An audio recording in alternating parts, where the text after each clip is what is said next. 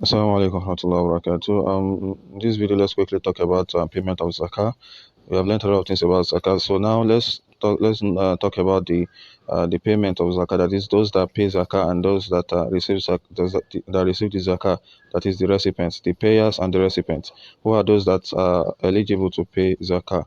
So those that are eligible to pay zakah.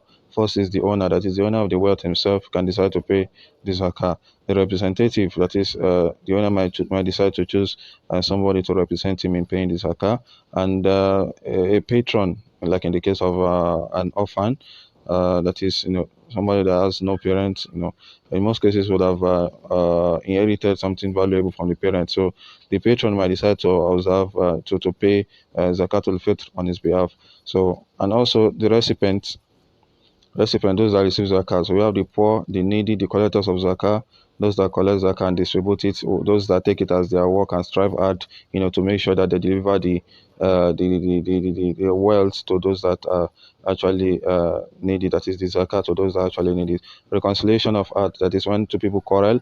How do you can use zakat to reconcile, between them. That is when it becomes necessary to do so, and it is perceived that it will be of advantage to the ummah. So, and also freeing of captives. That is, like in the case of reconciliation of arts, when if there's no if two people are quarreling and there's nothing, you paying, or it does not involve debt, or it does not require money. So if it does not require money to reconcile between them, then there's no need paying zakah for that. So, but if it requires money, that is, if we perceive that money will solve the problem, and we see that it is of benefit to the ummah, to the Muslims in general, then it is it is one of the ways, one of the recipients, is one of the is it's one of the ways a person can spend his money, that is in reconciliation of art. So also the freeing of captives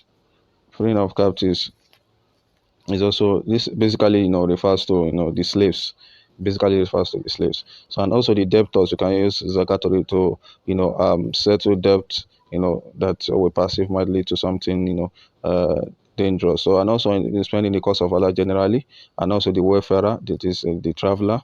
So we spend zakah on these categories of people. So before I end it, poor and the needy, the poor and the needy. So those two words look very similar. So what is different between poor and needy? In the Arabic text, this most of these things, or every of these things, is translated from the Arabic text to make it simple for us to understand. So in the Arabic text as well, there are similar words. So fakir and miskin. So, but there are slight differences according to the scholar. There are slight differences according to the scholar.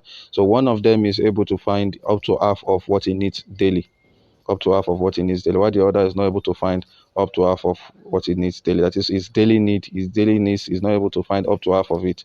So while the other is able to find up to half of it. So they are both poor. They are both poor, but just slight differences in the name. So we pay zakat to this kind of people. So those are the ones that receive the zakah.